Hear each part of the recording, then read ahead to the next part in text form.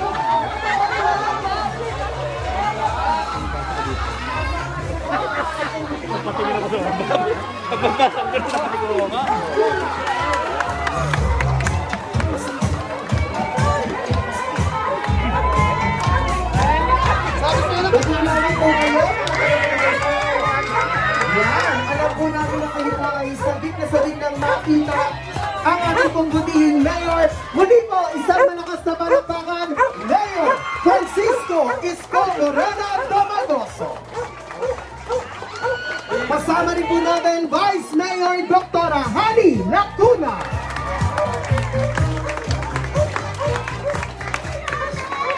At kasama rin po natin ang ating pong mga mahuhusay na konsehal ng District 4. Palakpakan po natin Councilor Wardy Quintos, Councilor J.D. Villanueva. At sa mga pagkakataon po ito upang bumati po sa atin, palakpakan po natin Ma'am Hani Lacuna. Magandang hapon po sa inyong lahat. Good afternoon! Sabi daw nila, huliman at magaling, andito pa rin kami. Kung akalain po nung nakalimutan po namin kayo, hindi po yun mangyayari. Dahil lang inyo pong kapakanan, ang amin pong laging iniisip. Kaya lamang po, alam naman po nyo ang atin pong sitwasyon ngayon. Tayo po ay nasa ilalim ng isang pandemya. Kung kaya po, napakahirap para sa amin po ang bumaba at bisitahin kayo agad-agad. Pero bagamat po ganon, ang pamalansod ng Maynila po, ang aming pong pangako sa inyo, ay aalagaan po namin kayo. Kung kaya't nandito po kami ngayon, siyempre po sa pangunguna ng ating pong butihing alkalde, Mayor Francisco Isko Morena Domagoso, 10 po na mga kasamahan namin, na mga konsehal ng Distrito 4, nasa harapan niyo po, Konsehal J.T.V. Villanueva, Konsehal Wardy Quintos, kasama rin po namin si Konsehal Chris Bacani, Konsehal Doc Louie Chua, Konsehal Science Reyes, ito naman pala, kapit-bahay lang nyo, at si Konsehal DJ Bagatsing. Pagdamutan po ninyo ang amin pong kaunting nakayanan. Sabi rin po nila, ang mga Pilipino daw po, kahit ano pong sakuna, babangon at babangon. Hayaan niyo pong tulungan po namin makabangon po kayo muli. Para po makapagsalita sa inyong harapan at patuloy po tayong bigyan ng inspirasyon ang ating pong ama ng lungsod ng Maynila, Mayor Francisco Isko Moreno Domingo.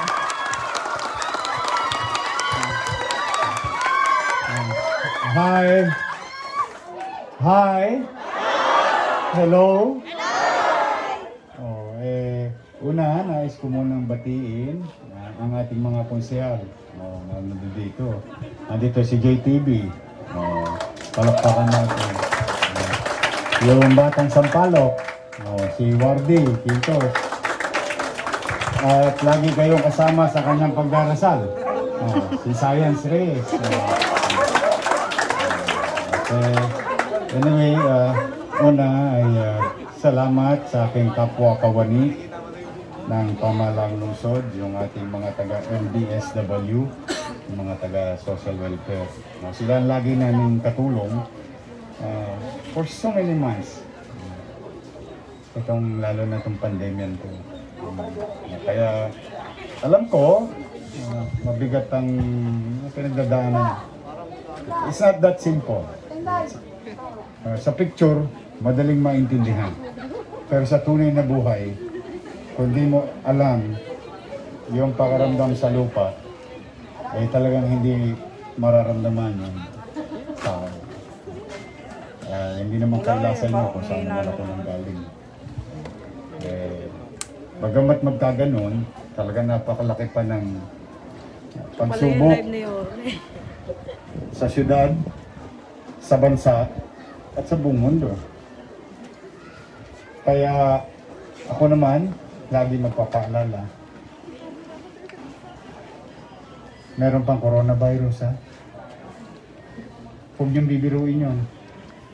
Hindi kayo sasantuhin nun. Walang mahirap, walang middle class, walang mayaman sa coronavirus. Pagpasok mo sa ospital, buo. Pagtapos ng lahat, dalawa lang ang mangyayari sa'yo. Buo kang lalabas, o abo ka na. That's the sad reality. Baka lang kasi yung iba hindi pa nauunawaan yung gravity o yung bigat ng sitwasyon. I just want you to, ako lagi lang puro paalala. Parang nanay, parang ang sabi natin sa mga nanay natin, sa katatay natin, parang nato silang plaka tong nanay ko. Pero that's the only way to remind our children that there is danger. Ngayon, kahit na hirap sa pananalapi ang lungsod, magpagpala naman ng Diyos. Dahil namin tumutulong sa Maynila. Kaya naman kami, pinipilit namin maging masinop, maging episyente. Ano mang singkong duling, kasingko-singkuhan, tutunawin ko para sa kapakinabangan ninyo. Katulad ng kompromiso ko sa inyo nung araw, tao muna bago kalsada. Yan ang kung bakit na itatag yung programang yung partidong Asenso Manileño. It's always about the people. Tao ang pinupuhunanan ng Pangulo. Ngayon, kahit hirap ang buhay, pero mas mahirap ang buhay mo. Kasi kami may sweldo. Magka-dilubyo, magka-pandemya, 15 at 30. May takda kaming kita. Tama mali? Pero ang mamamayan, walang kasiguruhan. Lalo pa ngayon. Maswerte yung barangay nyo sapagkat masinop yung chairman nyo. Dahil talagang siya ay nakisuyo na kung po pwede matulungan kayo. Palakpakan yung mga barangay official na.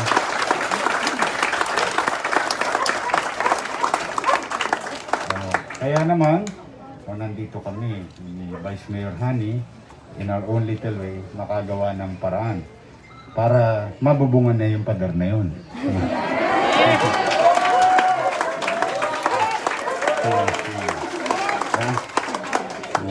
Eh, iba, wala pang dingding. Tama ba? So, mas minabuti namin, total, nabigyan naman kayo ng kung ano-ano, yung regular na binibigay ng pamahalaan ng lungsod. So, ngayon, naparito kami upang bigyan kayo ng ngiti. Parang masama tingin mo sa akin. Maswerte ka, hindi kita nakilala ng binata ko. Hindi, nakakalawit kita.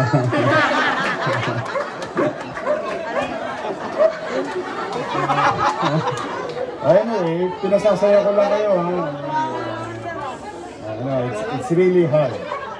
But, what matter most, sa awa ng Diyos, taas ang humihinga pa, taas ang kamay. See? Sometimes sa buhay, ano man ang hirap, no? Ano man ang hirap, what matter most is that meron din tayong pwedeng tingnan sa harapan natin na blessing. And nowadays, with the pandemic of virus killing our people, life itself, no? Yung buhay, malusog, buong pamilya, blessing na yun. Survival ang laban natin ngayon. Survival. Yung pagyaman, yung kaluwagan, maaaring ma-achieve, maaaring mawala, katulad ng nangyari sa inyo, pero maaaring mabalik sa pagsisikap ng tao. Tama? Pero ang buhay ay mahalaga.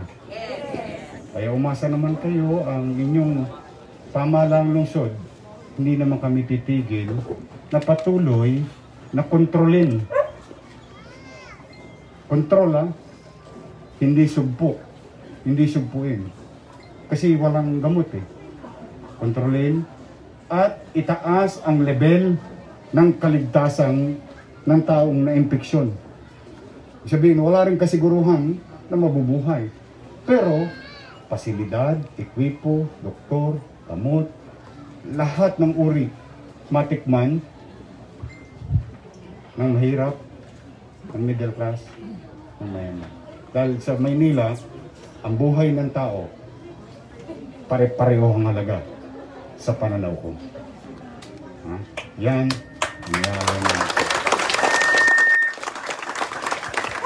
So, muli,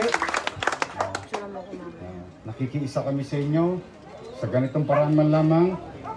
Maparamdam namin sa inyo na mayroong pamahalaang lungsod. Mahal na mahal ko po kayo.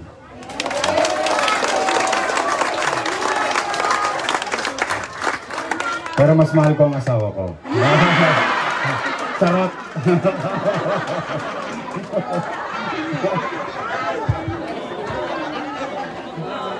Sarap maging binata, no? Pero anyway, ngayon, lahat ng nasunugan ng pamilya, tatanggap kayo. Ha? Mas minabuti ko na mabilis kayong makarecover. O lahat, ha? Hindi kailangan mag-uunahan. Naitala na kayo eh. At ang hindi naitala, hindi maliligtas. Sarap lang yan. Lahat naman naitala. Sulat dun sa aklat ng buhay. Ano naman yan, no? So, hindi nyo kailangan magunahan. Wala, hindi ganun. O lahat kayo tatanggap ng 10,000 pesos.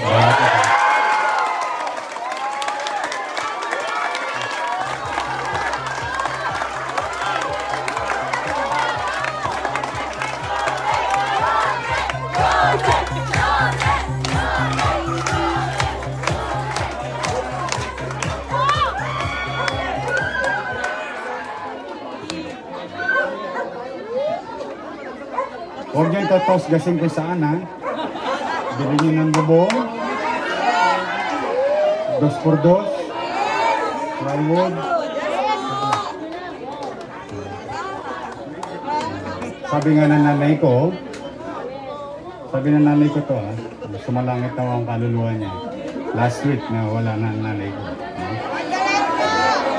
Sabi ng nanay ko, aso nga, kapag umuulan, naghahanap ng masisilungan, tao pa kaya.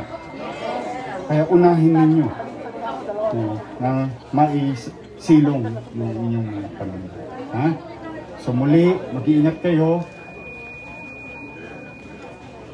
Basta kayo, mahal ko kayo. Ha?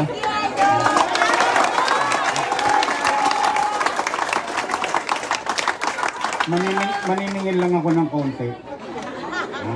Ito naman ang hinihingi ko sa inyo. Ha? Pwede ba ha? Makikisuyo. Disiplinahin nyo ang sarili ninyo. Lagyan nyo ng mask ang mga bibig ninyo.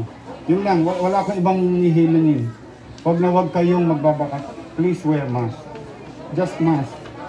Kung kaya nyo, may face shield, okay. Tapos iwasan natin yung alam mo, memang kapitbahay mo. No, memang sabi lang. Kasi baka mas gusto ko kayong buhay. Kasi gusto ko kayong makasama sa pangarap namin ni Honey. That someday somehow, hindi man tumama sa inyo. Ha?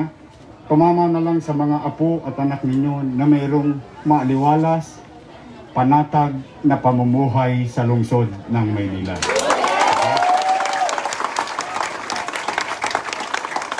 So, magandang araw. Mag-ingat kayo. May awa ang Diyos. Nakakaraos din tayo. Okay? Pagpalain nawa kayo ng pangmagkatay. Manila! God first. Thank you. Maraming salamat po. Muli po, palakpakan po namin Vice Mayor Honey Lacuna, Mayor Francisco Isko Moreno Domagoso. So muli po, bago po tayo magsimula, yung pong mga nandito po sa gilid po natin, balik po kayo sa atin pong mga upuan. Ilabas niyo lamang po ang inyong pong mga white tab na ibinigay po namin sa inyo. Hindi niyo po kailangan... Yan, so hindi niyo po kailangan tumayo, makipagsiksikan. So ilabas niyo lamang po ang inyong pong mga white tab. Upo lamang po kayo. Yun pong mga kasama natin na nandyan po sa gilid, panatilihin lamang po natin yung ating pong pagkakaupo ng